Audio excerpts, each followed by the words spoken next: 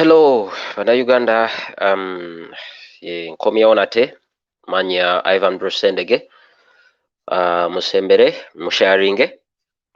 Sigenda kulwawo nzize kuyitawo mangu mangu ndowooza in less than an hour.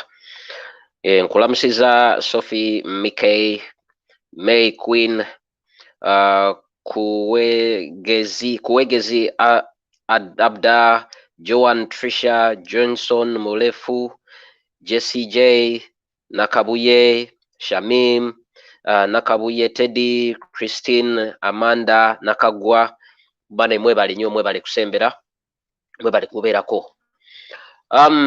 Leero sitandise na kalango kuba njagala nzije mangu, message ngiyisewo mangu tugende maaso.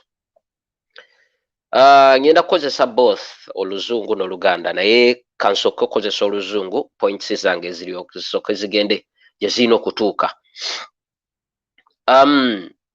First of all, my concern, I don't know if there is anybody who can tag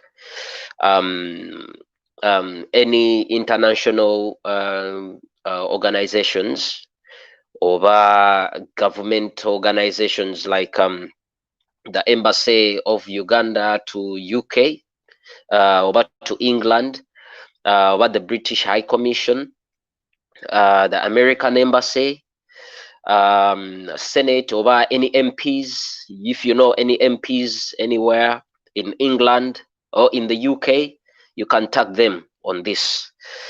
Earlier on, we had a program with me, the China, Mayanja, Mr. Mayanja Fazil, and Mr. Makanga Jafar. And we spoke about a lot of things, including the way forward. One thing I have to tell Ugandans, or to encourage Ugandans not to lose hope. This war has just begun.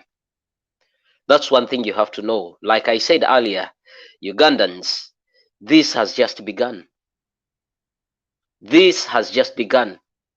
All that is happening, we knew it will happen. There is some breaking news. I don't know. I've not yet confirmed, but news coming in that Mr. Davis Lewis Lubongoya and his driver have been arrested.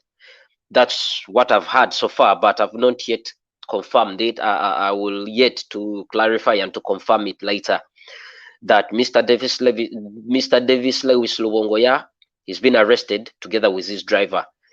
And as you know, all our NUP coordinators are in hiding, including Lady Lina Zidriga. She's in hiding because, like you know, Museveni has resulted into manhunt, hunting every person he knows that holds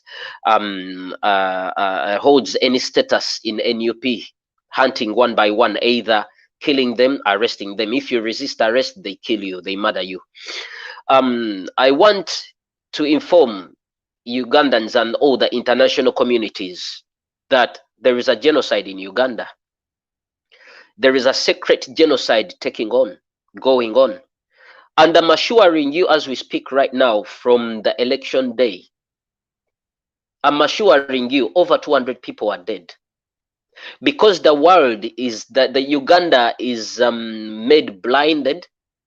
There is a blackout. You know, the information doesn't circulate.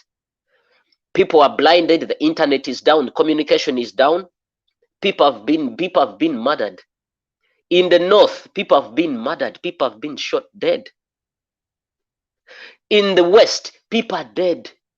In the eastern part of Uganda, people are being murdered every day. From the day of election day, people are murdered. Over 200 Ugandans are dead. Anytime when the internet comes back on, you're going to see videos and pictures of people emerging on all social media platforms. Museveni doesn't have a choice. He can't hide forever. The internet can't be switched off forever. He cannot switch off the internet forever. because himself is actually losing. Ugandans are suffering regardless whether you're supporting NRM or not. Everyone is suffering because of the internet blackout in Uganda. But this is not going to stop any information to circulate. People have phones. People recorded videos on their phones. People took pictures on their phones. So there is nothing to hide. The evidence is going to come out anytime. But one thing I have to one thing I have to say about the international community, the UK, whoever is in the UK, including all my friends who are watching me, you can share this information. The UK is also involved in the people who are being murdered and slaughtered in Uganda every day by Museveni's army. The UK is not innocent. The EU is not innocent. America is not innocent. America is partly and deeply also responsible for the murders, for the brutality in Uganda. The West is involved in the massacre of Ugandans. The West is not innocent. UK, England, Wales, Scotland, Ireland, they are not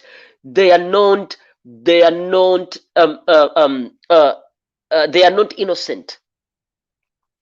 They are not innocent. I will bring my reasons why. These Western worlds are the ones actually keeping Museveni in power. They are the ones who supported Museveni from the day he went to the bush from 1980s.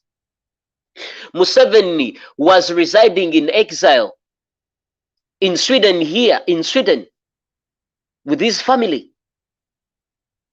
The West supported Museveni with ammunitions and finance and money. Up to now, the West is supporting Museveni in both ammunitions and money. All the guns, all the bullets that are used to murder Ugandans, they are all manufactured by Americans, UK, and these Western countries, including Germany. All those weapons, including guns, military vehicles, are manufactured in the West, in these countries. These countries sell Museveni, supply Museveni with guns, with ammunitions. These ammunitions are killing Ugandans. There is a secret genocide going on in Uganda. There is a secret genocide going on in Uganda. They took this internet off for a reason, so that they can kill and murder people while the world is blind. They switched off communication means, all communications in Uganda, because they want to commit these atrocities. They want to murder people while the world is blinded. But the West knows about it. The American government knows about it.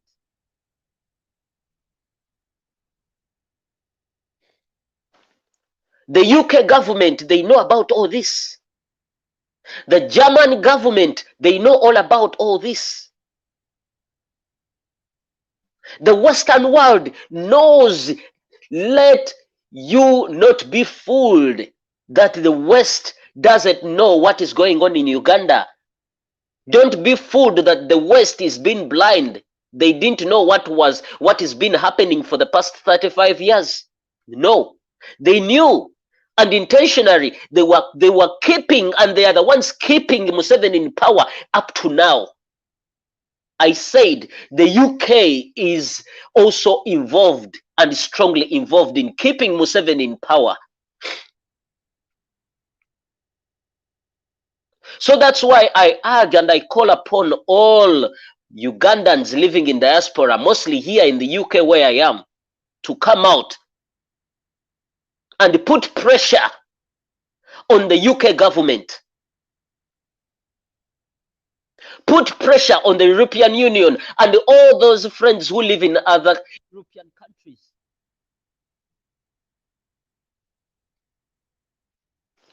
And all those people, all those friends, peace-loving people, Ugandans who live in other countries, European countries, stand up, come out.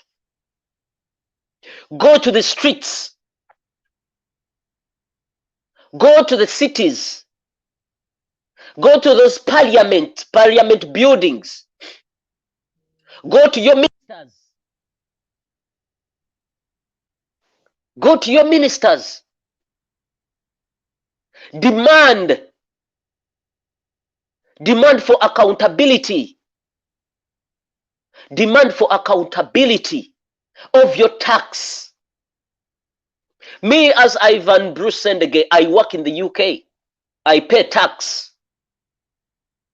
Museveni has been receiving money, funds, grants from this country, from the West. Uganda is not yet independent. Uganda is still a colony of England, of Britain. So Britain is very much involved in Ugandans' welfare. Let not deceive you that Britain is not part of whatever is happening in Uganda. Britain, they are friends with Museveni. America, as a government, they are friends with Museveni. German, as a government, they are friends with Museveni.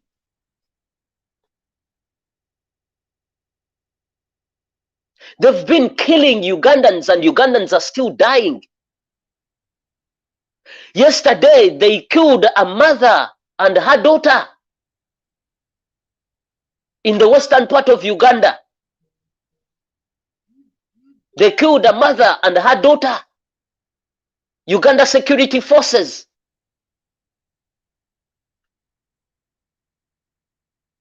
And you think that the West, those guns they are using are not manufactured in Uganda. Those guns and bullets and all ammunitions are manufactured in the West.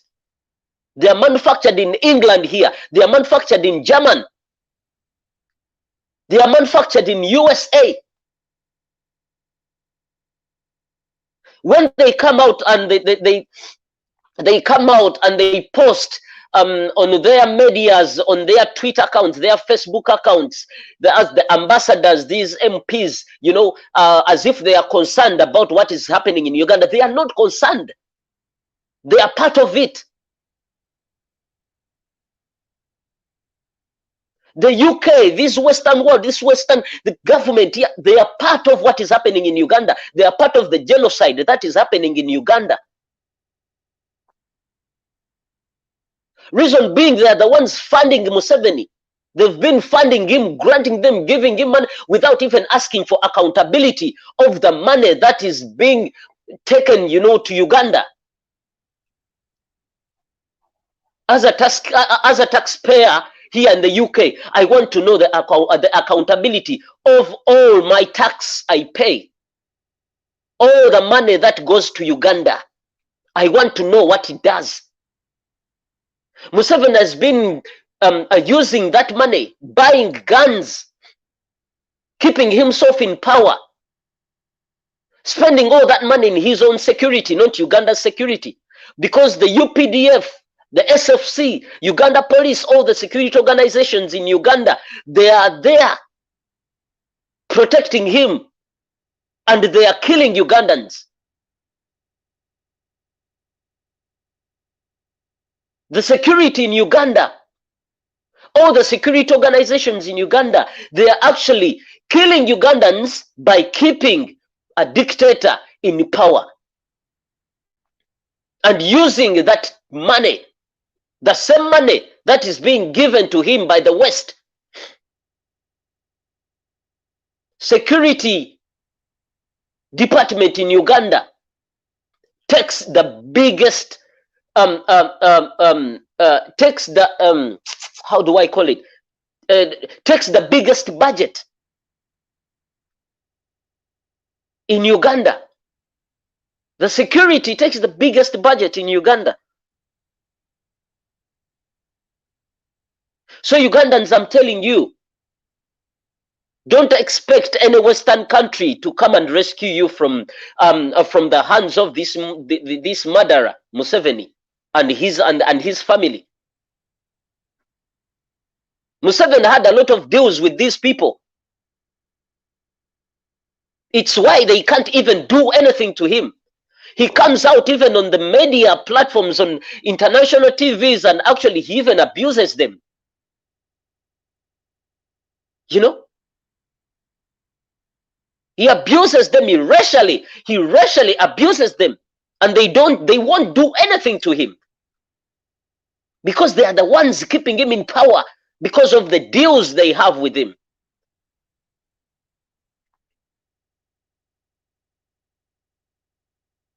So Ugandans, we are on our own. I'm telling you, Ugandans, we are on our own. The West is not with us.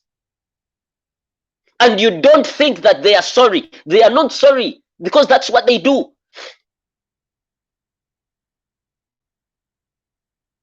They go with they always go with the government that's in power. If you wake up and you chase Museveni away, the West will also come.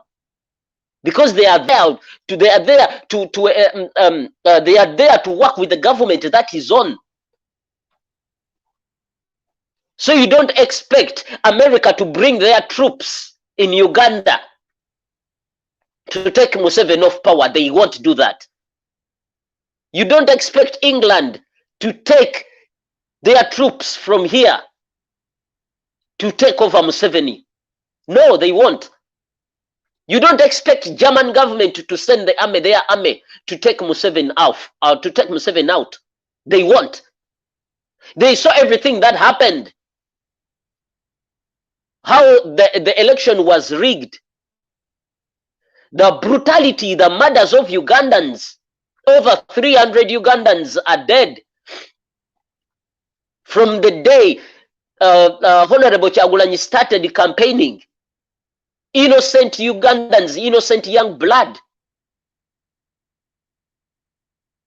And you think the West, they didn't know about it? You think they didn't know about it?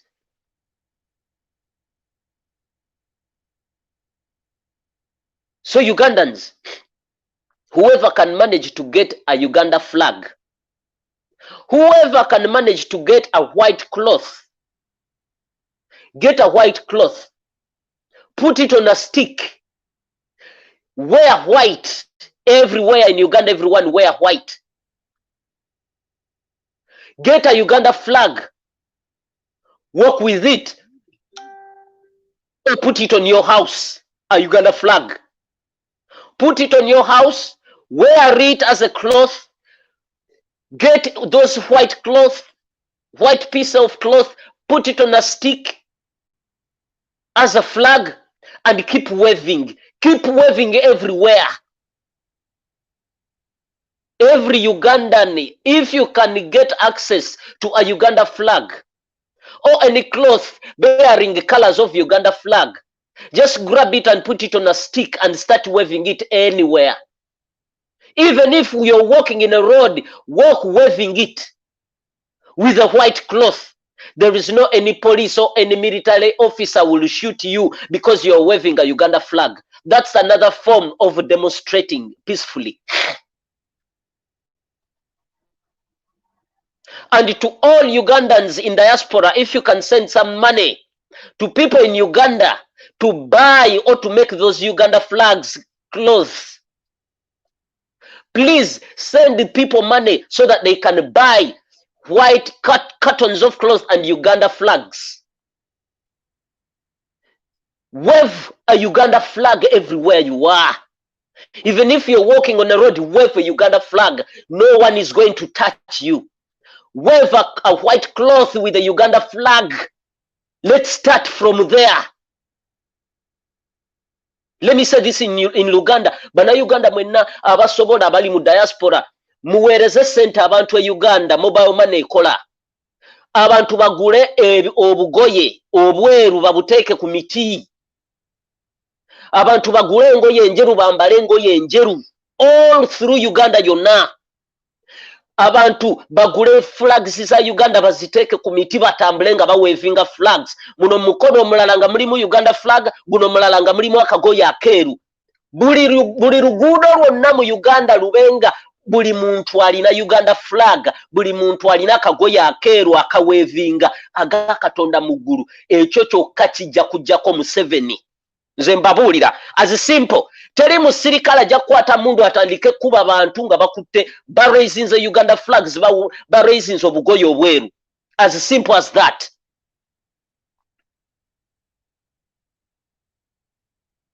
I'm telling you, Ugandans bwe mutaasituke aga Katonda mu ggulu. Tewali agenda balwanirira. Bano abazungu bajja kujja nga mumaze ebintu nga biwedde. Tebasobola kuvaayo kati kujja kulwanirira bannansi.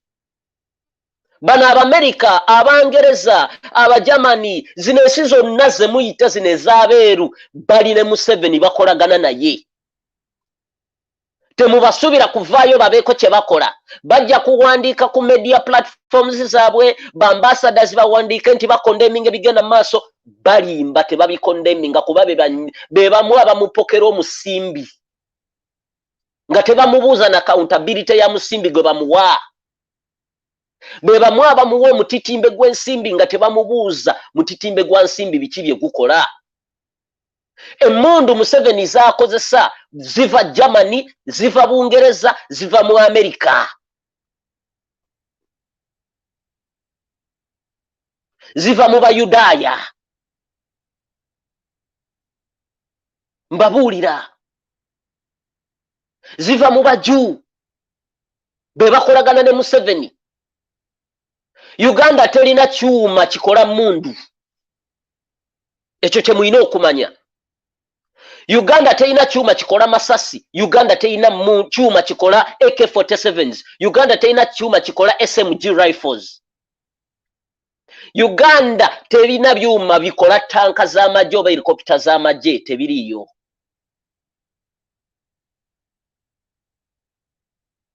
So Museveni bano abantu be bamupokera omusimbi era be bamuteekamu ensimbi zonna. So tebasobola kuvaayo mulowooze nti no baagala nnyo Uganda. Baba bikka katambaala. Naye mbabuulidde bana Uganda mwenna mwambale engoye enjeru. Buli lunaku buli omu yambala olugoye olweru. Ne bw'otagenda ku street kwekalakaasa yambala olugoye olweru bakulabe nga buli Uganda buli muna Uganda yambadde olugoye lweru. That can be another way of demonstrating. Mukwate Uganda flag nga ne bw'oba ogenze ku dduuka kugula kyakulya genda ne fulaga yo ng'ogiwanise n'akagoye akeeru ng'okawanise. Ne bw'oba ogenda kukola genda ne fulaga yo ogende n'akagoye akeeru ng'okawanise. That's another way of demonstrating. Tolina gw'okubye ne bw'otayogera kigambo kyonna. N'osirika naye n'okwata fulaga ya Uganda n'ogiwanika ng'otambula ogiwanise. Tewali ajja kukwata ku mukono, tewali ajja kukuba, tewali ajja kukoonako. Tewali ajja kukoonako.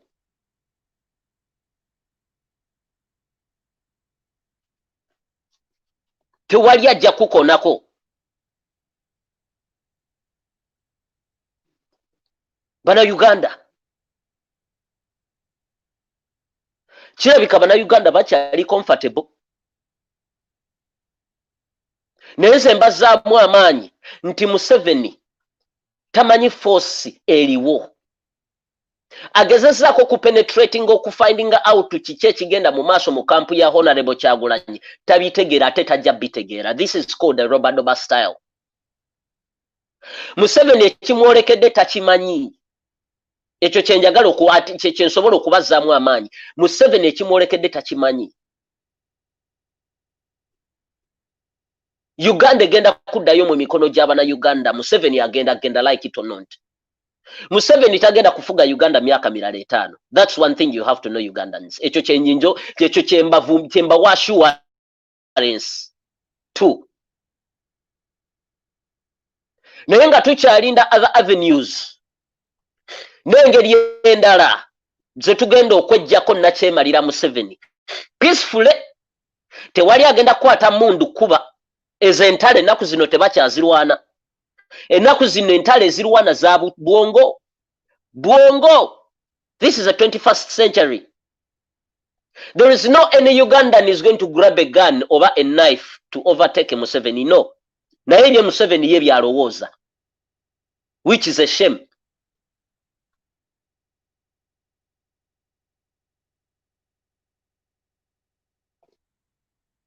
Which is a shame.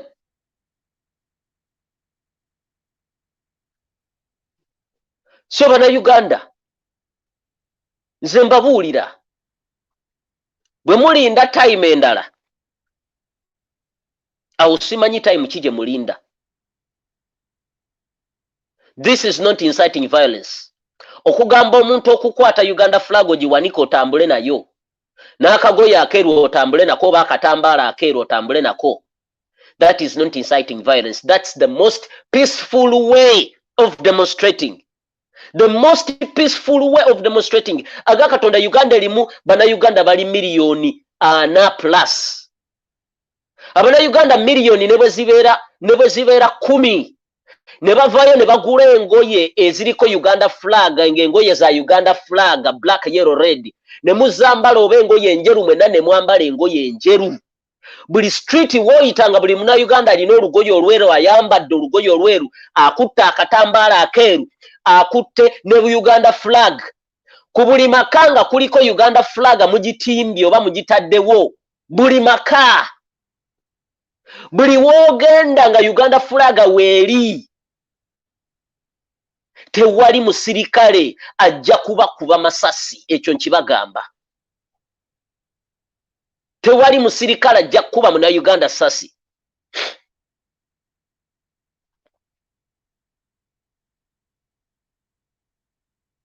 Naye bwe muba nga mukyalinda bwe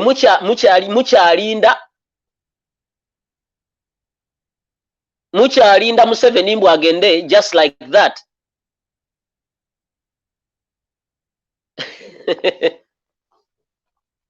We are still in it.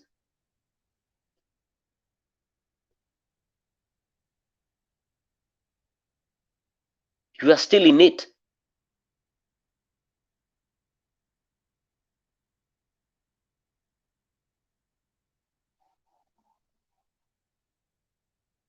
Bana Uganda, waliwo ebintu bye mutategeera.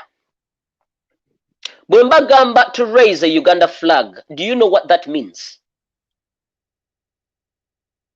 Abana Uganda miliyoni emu, Kampala yonna, oba buli kabuga ka Uganda, buli muna Uganda n'avaayo, mukubo ne bw'oba ng'ogenda kugula sukaali ng'okutte Uganda flag, oba ozizza musango ki? Buli muna Uganda n'ovaayo ng'okutte Uganda flag ng'otambula nayo, oba ozizza musango ki? Oba ozizza musango ki? Tokubye muntu jjinja, tokubye muntu ki, toyina kibooko, okutte flag ya Uganda otambula nayo, oba ozizza musango ki? Buli muna Uganda bw'ovaayo n'osituka buli kasite buli katawuni mwenna nga mulina Uganda flag, bagenda banaabatta nga babalanga ki? Towogganye, tovuddeyo kuwoggana nti oba oyina even ekintu kyonna ky'oyogera. Naye kwata bukwasi Uganda flag otambule, bagenda kuba bakulanga ki? Bagenda kuba bakulanga ki?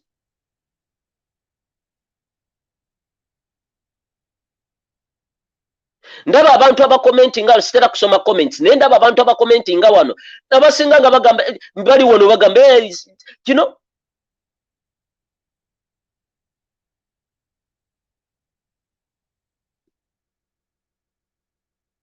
bwe munaalinda enteekateeka tewali nteekateeka eriwo nti oba musuubirayo nti wagenda kuvaayo abanamagye beekunge bakwate mundu bagende bajeko Museveni. This is a Ugandan battle. Unless nga mukyanyumirwa omusajja okubafuga addemu abakalakata emyaka emirala 5. Unless nga you enjoying it addemu abakalakata emyaka emirala 5.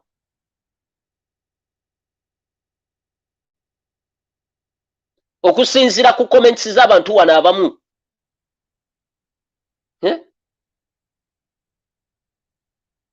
Abantu ba Museveni abawagira Museveni wano abali wano abali mu kugamba mbu ekyo tekisoboka. Tekisoboka wa? Tekisoboka wa? Mwe mulowooza nti n'ebintu bigenda kujja on a silver plate. Mulowooza Museveni is just going to go just like that. Mulowooza Museveni is gonna go just like that.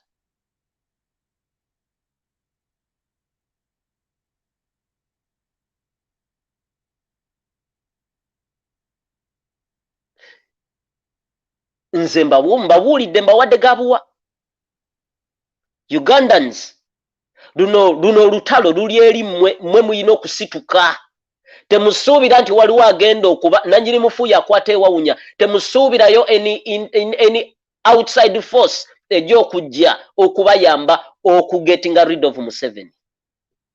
You don't expect that. You don't expect that. You don't expect that. Kati abagamba nti no bagenda still bagenda kubatta. Still bafa, still abantu bafa.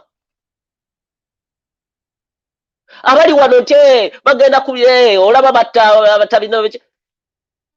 If you keep quiet you die. Kirumira aliwa. If you talk you die. If you keep quiet you die. Abantu bebatta nga basibye Bobby Wine. Abasinga bali innocent. Actually almost bonna bali innocent. Omukazi bamukuba omwamukubira omwana we nga batambula butambuzi bali ku byabwe. Waliwo n'amasasi be gasanga mu mayumba gaabwe. Waliwo ne gwe baakuba ng'agula kindaazi ku dduuka. Waliwo be baakuba babiri emmotoka y'abasirikale yayitawo neekuba amasasi mu bantu abali bayimiridde ewaabwe waka mu lujja lwabwe ne babakuba amasasi babiri ne bafa. Kati gwe kikyoyogerako? Kikyoyogerako nti bagenda kututta? Banatta emirundi emeka? Ugandans wake up. How many times are you gonna be killed? Chirumira said, if you keep quiet, you die, and if you talk, you die. Museveni yatta abantu. Nakati achatta. Abadde yajatta. Era emyaka emirala 5 agende mu maaso nga ta. Bwabawo any other avenue, any other opportunity, raising a dobozi. Why can't you do it? Bana Uganda temusobola temujja kukwata mamundu tewali ajja kukwata mundu kujjako Museveni. Okujjako nga mugamba nti muli comfortable mukyanyumirwa Museveni abakalakate.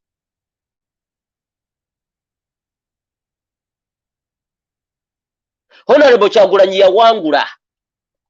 Era ye president waffe, ye president wa Uganda dako. Ye president wa Uganda officially, Honorable Kyagulanyi, sent him His Excellency.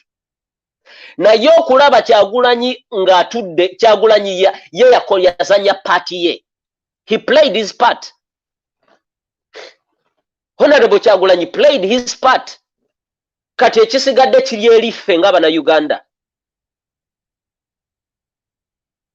Buli muntu akoze party ye naye n'abalonze bakoze party yaabwe. Kati we are finding any other possible means okulaba nti Museveni atuviira mu ntebe. Tuteekewo omukulembeze omutuufu alina okugituulamu.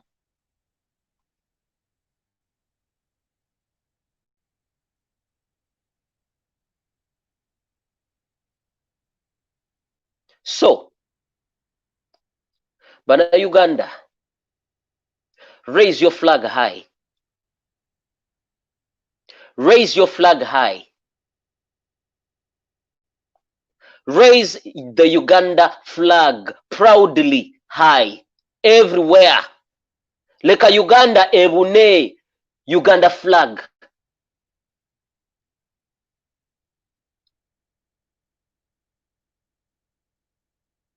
Leka Uganda ebune Uganda flag.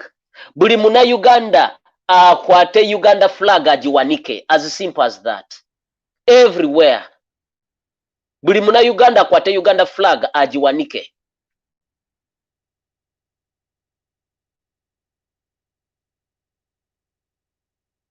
Ajiwanike.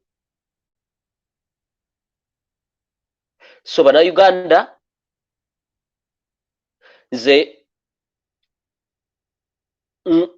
congratulating Honorable Kyagulanyi, President wa Fomupia. I congratulate him.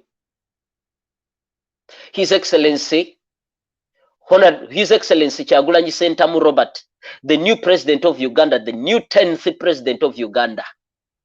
And I know anytime agenda kugenda mu State House. Naye nga bwe yakola ogugwe era akyagukola.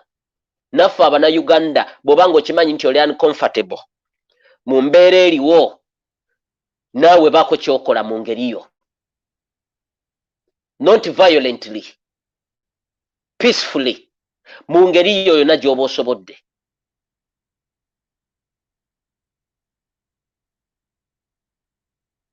I'm telling you,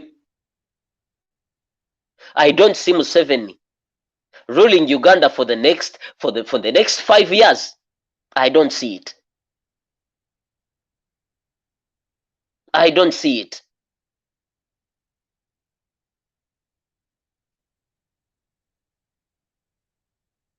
Uganda. Zimbabwe, there is nothing wrong in holding a Uganda flag. Toyina gw'okubye. Oba olina lugoye olwali Uganda flag nga luliko ebya Uganda flag lwambale toyina gw'okubye. Lubunyise Uganda yonna, Uganda ebune Uganda flag. Uganda everywhere obengeri ebunye black, yellow, red everywhere. Tewali ajja kukwatako. Bana Uganda, lwaki temuzuukuka? Tewali ajja kukwatako. Fia gye babataddemu eyo babatiisatiisa, tewali ajja kukubanga okutte Uganda flag. Bendera y'ensi, tewali ajja kukuba.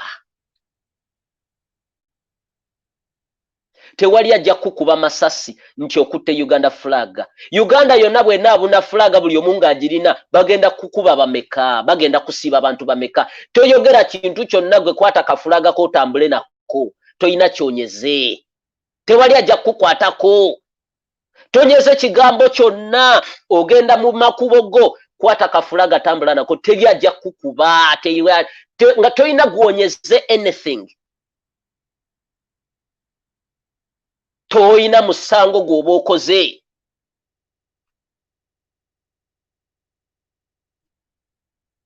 Toyina musango gw'oba okoze. Ugandans, wake up.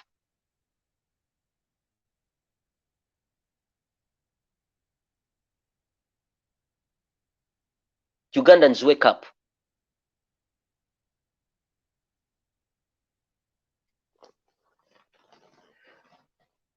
So, nga bwe ngambye nti sijja kulwawo wano nnyo, mbadde nzize kuyisaawo, n'akatalekeka. All Ugandans in diaspora, naddala abali e Bungereza wano. Twayogedde ku kintu ky'okuboycottinga. Ffe tugenda kwekalakaasa ku streets e London wano. Tugenda kutandika with immediate effect. Tugenda kwekalakaasa almost every day e Bungereza. Era nkubiriza buli kibuga kyonna bannayuganda gye bali yonna, abali Amsterdam, abali New York, abali abali California, wherever. Mutandika okulumba streets, mwekalakaase mu bungi buli lunaku. Ne bwe kinaba kisobose kikola mu shifts, tujja kikola mu shifts. Bannayuganda abali wano, twagala nnyo emmere ya Uganda eve Uganda. matooke, muwogo, mayuuni, biki. Bannayuganda tuboyikootinge buli bizinensi, buli product eva e Uganda. Amatooke mwefiirize, mulekerawo okugula amatooke wano.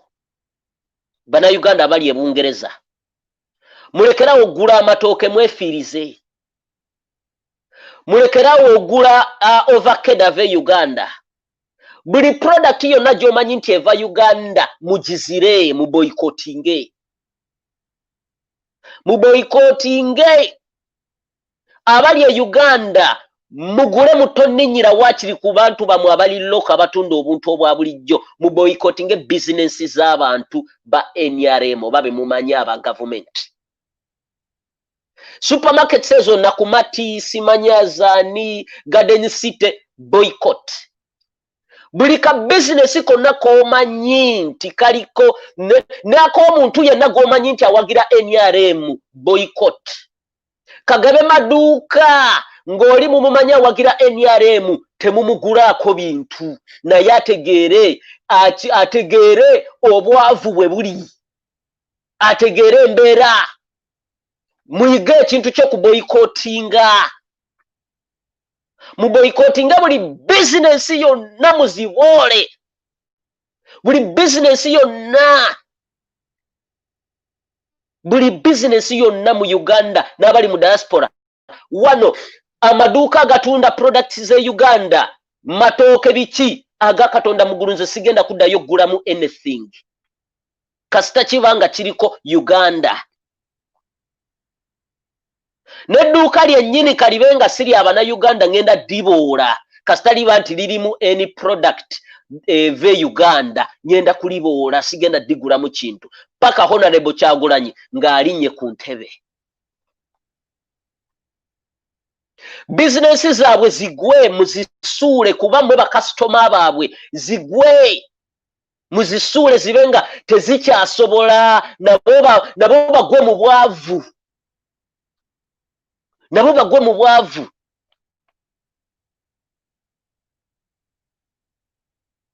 Mbabuulira tulina okwefiiriza. Njagala nnyo amatooke, naye amatooke nze kati sikyagagula agava e Uganda.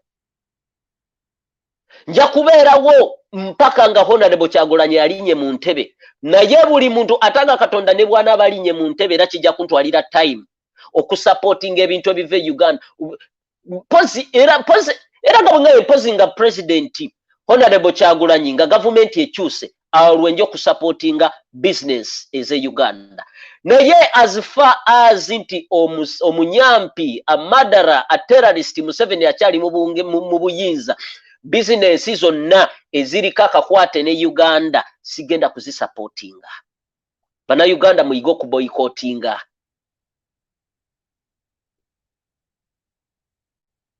Muyiga okuboyikootinga. Yonna gye muli, you can go away without eating matooke for a year. Luno olutalo twabagambye lutandise butandisi, bino byonna byali expectant. Honorable Kyagulanyi yagenda mu kalulu ng'akimanyi Museveni ajja kukola byakola, ajja kukabba. Kati we are looking for any avenue, any alternative okulaba nti bano abantu tubanyigiriza mu buli ngeri yonna nga nabo bwe banyigiriza Abannayuganda. Nabawadde option eyasoose eya buli Munnayuganda okufuna akagoye akeeru ne Uganda flag otambule nayo. Option ey'okubiri, boycott every business you know everywhere. Kasita eba nti erina akakwate ku Uganda. Kasita eba nga erina akakwate ku Uganda.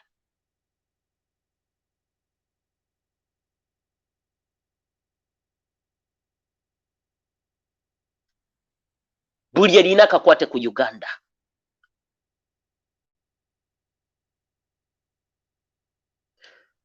So nga nkomekereza Abannayuganda, luno olutalo lutandise butandisi, naye si lwa mmundu. Museveni ajja genda ayagala tayagala. Ayagala tayagala. Uganda ejja kukyuka. Come what may. Naye for now, Abanayuganda muyina okwebereramu. Mulina okwebereramu kwa bintu kwa ngeri nyingi. Mulina okwebereramu.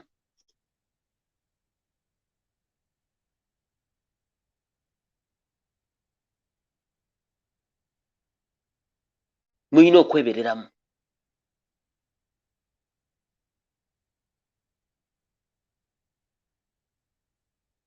So tubaagala nnyo era tusaba Uganda yaffe etebenkere eddeyo mu mikono gy'Abannayuganda, eve mikono gy'abatujju, eve mikono gy'abatemu. Era buli musaayi oguyiika kati tusaba gwe guba gusemba, ate tegugenda kuyiikira bwereere oba teguyiikidde bwereere mu mikono gy'abatujju abasirikale ba Museveni. Tusaba gwe guba gusemba. Saba na Uganda mwebereremu. Ebirungi byonna bijja at cost. Teri kirungi kyojja kusuubira nti kijja kusango na silver plate. Ebirungi byonna bijja at cost. Mwebereremu. Mwebereremu. Mwebereremu. Victory is ours. Kyemba mbabuulira nti Honorable Kyagulanyi agenda kufuga Uganda. Abanyampi oba baagala oba tebaagala bajja kwewa obutwa omu ku omu, bajja kwetta, bajja kwetekamu emiguwa mpola, omu ku omu bajja kufa baggweewo. Honorable Kyagulanyi Bobi Wine agenda kufuga Uganda, whether they like it or not. That's one thing I can assure you Ugandans. This is not turning back. This revolution is not turning back. Si bye ebiri ebibaddewo nti kati bwe babeerawo kati abantu ne batedda ne baga nti kati asinze kale obulamu bugende mu maaso as usual. No, this is not business as usual. Things are not gonna turn back.